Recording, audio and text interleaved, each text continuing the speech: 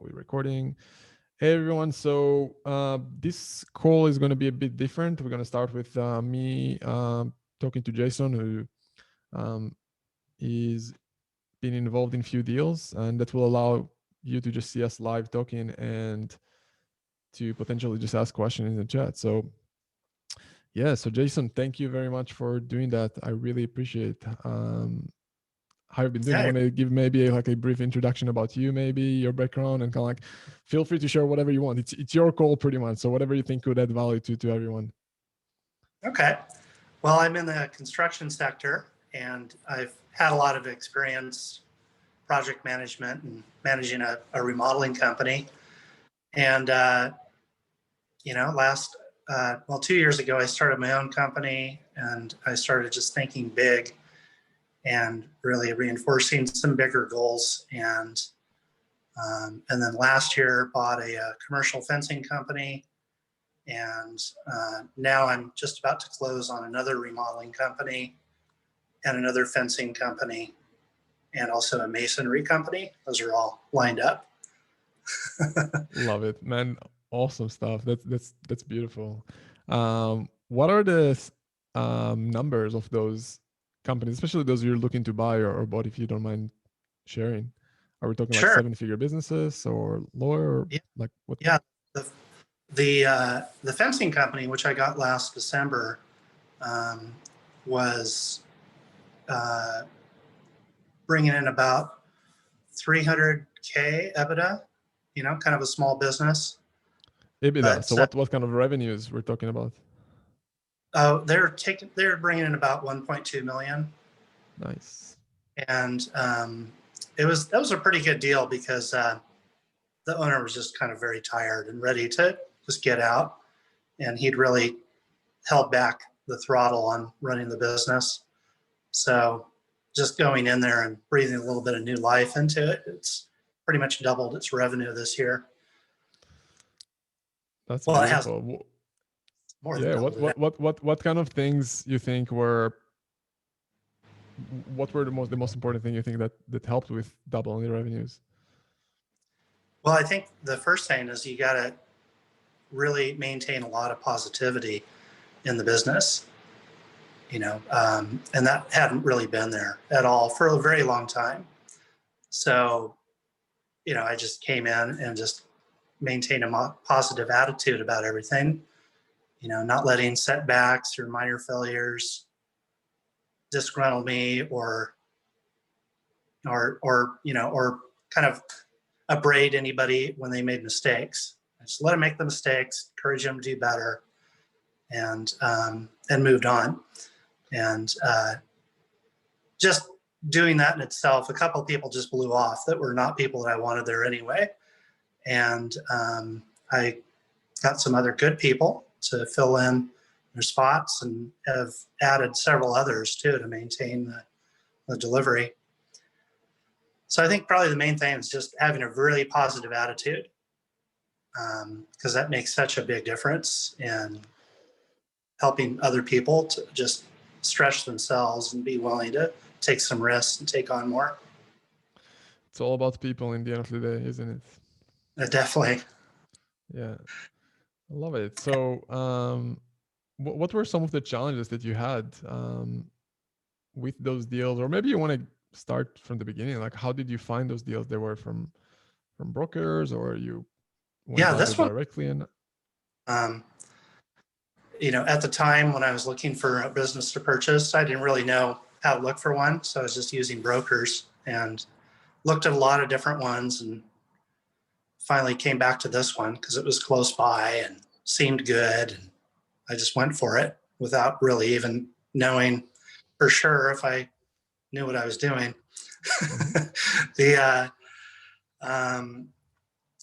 So that, and I got kind of lucky because the broker that ran the deal was very helpful in getting it closed and helping me get financing. And she's continued to be kind of an asset and a resource for me to use on these other deals that I've been putting together. So, I just, I got lucky in that respect, I guess, because I've talked to other brokers and none of them were like her. They were not helpful at all, really. Yeah, So, it's awesome to hear. Yeah, go ahead. and then the other challenges is, I kind of propelled myself as best as I could, just taking to heart that it was going to be more difficult than I was expecting, that people are not necessarily going to do you right, and just having that understanding that that's just part of how it is. And that kind of prepared me for some of the problems I had. Because the first problem I had is I had wrong information on the income. Like, it was supposed to be net 30, and it was more like net 60, net 90 on a lot of their work. So that was a struggle for the first couple of months. Yeah. Putting payroll on credit cards one time just to get by, but it really paid in the long run. Yeah. Interesting. Yeah, that's it's interesting to see how the real challenges are after you buy the business, right? Because by definition, the seller knows more about the business than you. So it's kind of like, okay, I bought this business. Let's see what's really going on right now after I bought it, right? Interesting. So what about maybe some of the steps in terms of negotiations or financing that you want to share that might worked for you or helped you, that might help others?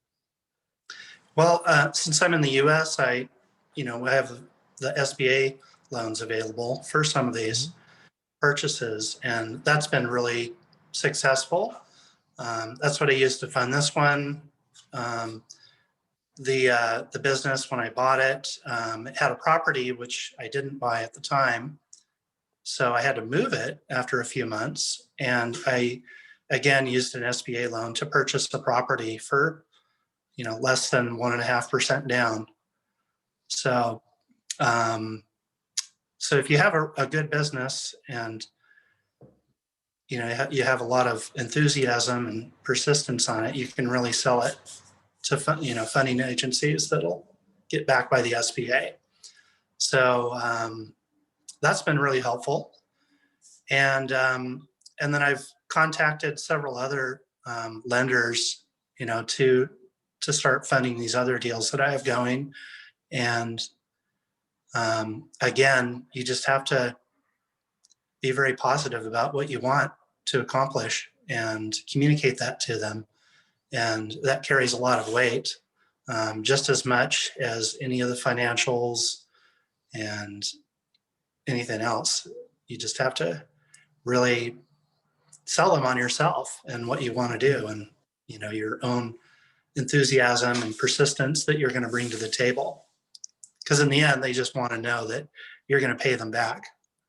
And I mean, that's why they're loaning you, so that you'll pay them back with interest.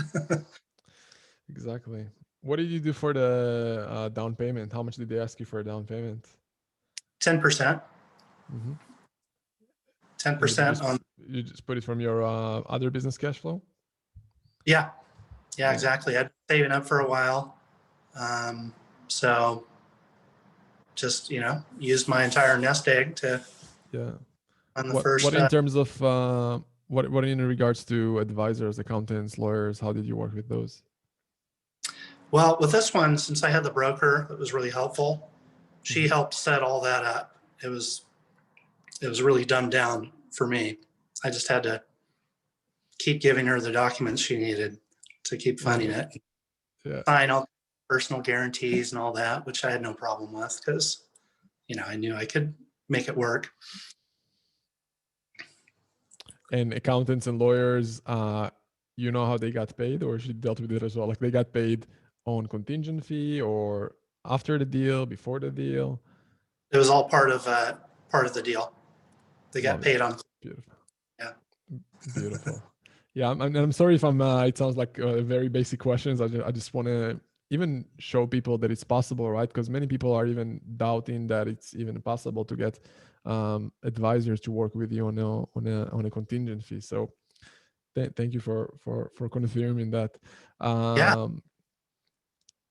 Beautiful. So what's the total deal value or deals value that you're looking at right now? So you said you closed some, then you have another one or two in the pipeline. What's the goal here? Yeah. What's the revenue amount you're aiming for?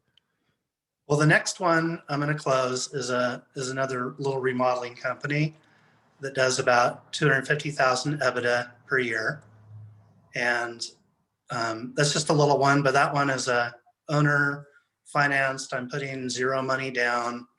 I wrote the terms of it.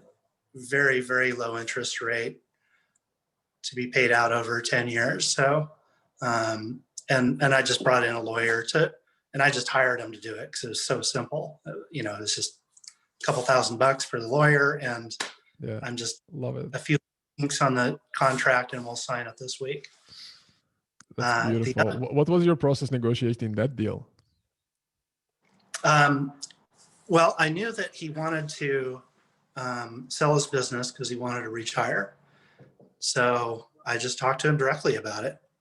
I asked him what he wanted and got his numbers, and it was kind of a no-brainer to take it on because he just wanted out, and he wanted to move to the other side of the country and retire over there. So that was an easy one. And then the next one I have, which is in another fencing company to add to the one I have, it does about 400,000 EBITDA per year, and very, very stable company. And again, it's an old owner that wants to retire, or more importantly, his wife wants him to retire. That one is, again, it's an SBA funded deal, and I'm in process on that, just kind of slow. SBA loans are not fast, so it's about 3 or 4 weeks from closing. It's beautiful.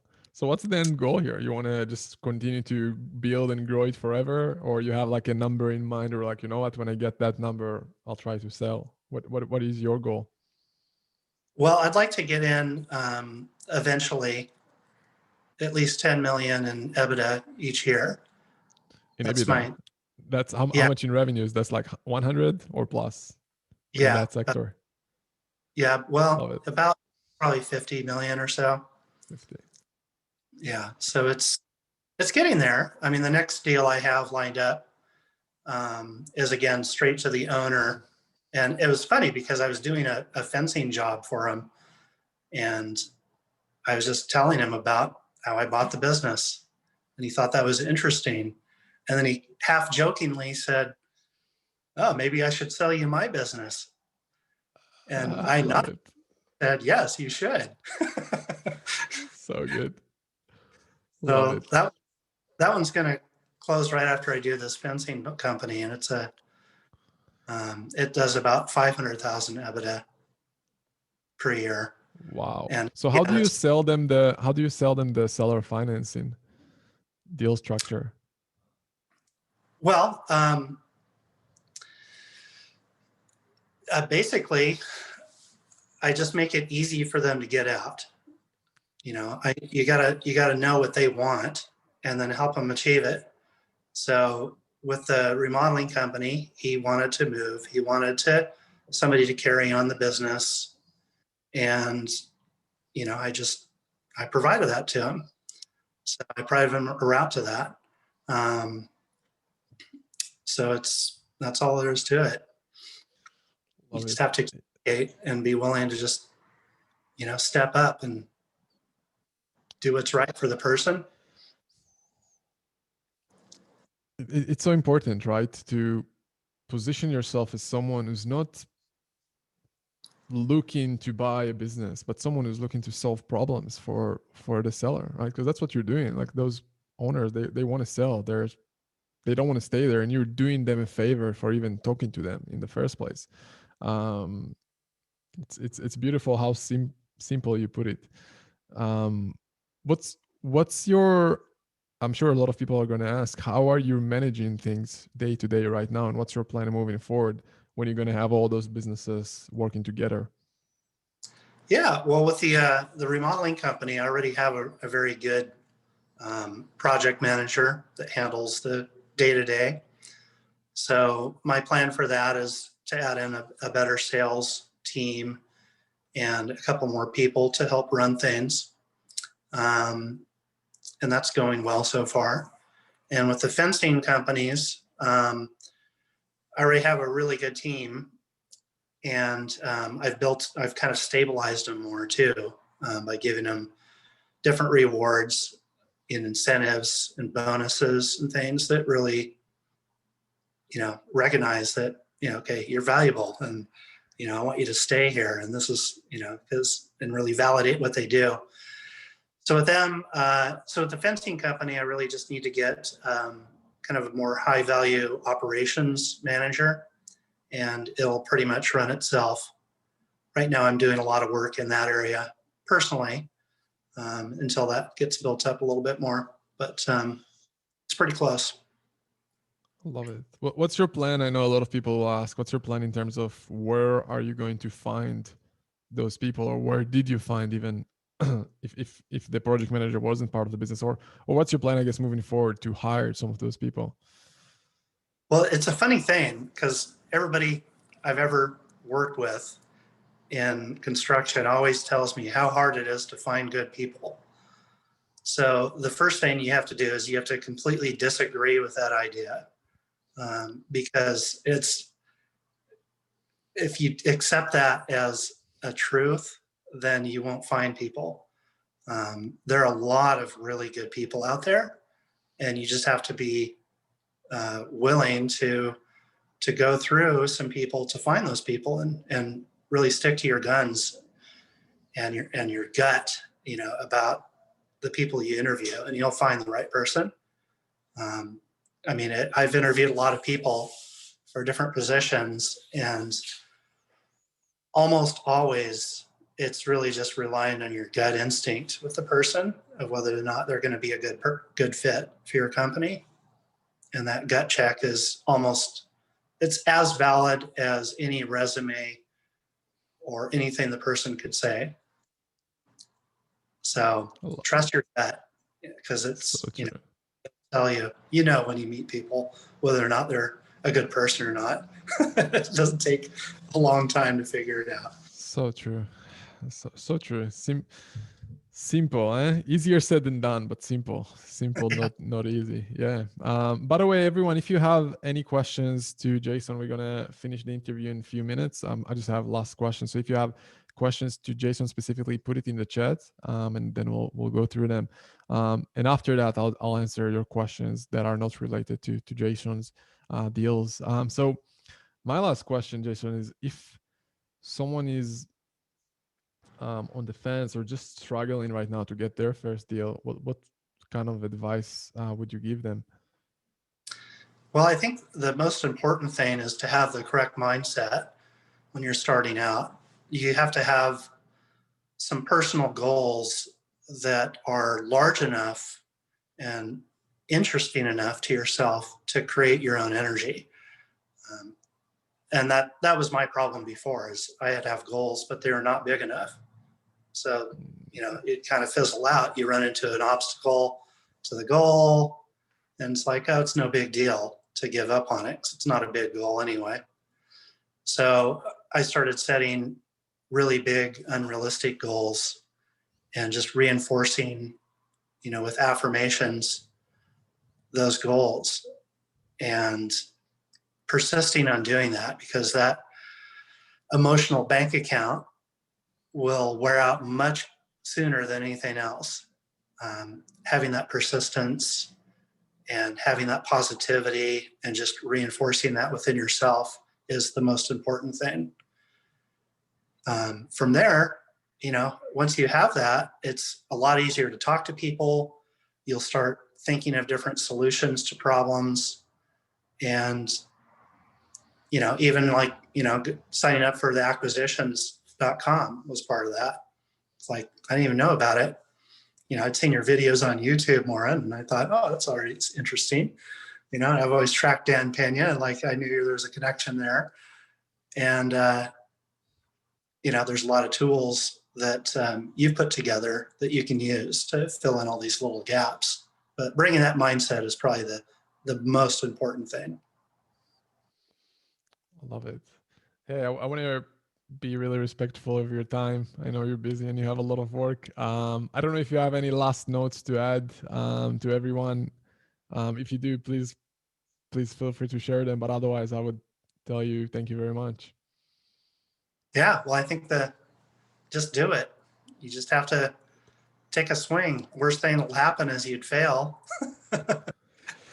Exactly. You can't fall from the bottom. So just take the risk. I think it's a great note to end on. I really appreciate you taking the time, Jason. I know it's super early for you. I'm sure it's going to be super valuable and inspiring and motivating to everyone in the community. And yeah, best of luck. I guess we're going to do another one when you're going to be at what you said, 10 million EBITDA. Yeah, that's right. So let's put something on the calendar then. I want to 10x myself this Love next it. year. Did it Love last it. year. So I'm going to do it again. So good. I love it. Beautiful. Thank you so much, Jason. I really appreciate it. Yeah, thanks for the call. I appreciate it too. Thank you. Take care. Bye bye.